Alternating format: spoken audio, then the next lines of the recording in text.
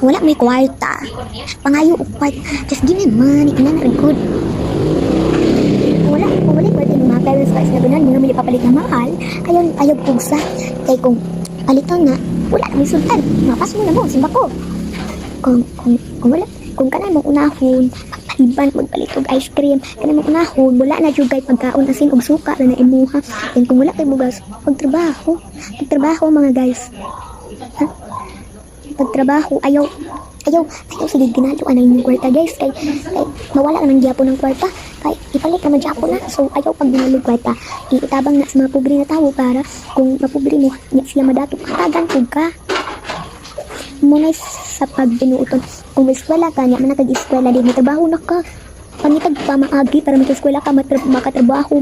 Pangitag pamaagi para mag-eskwela ka, makatrabaho.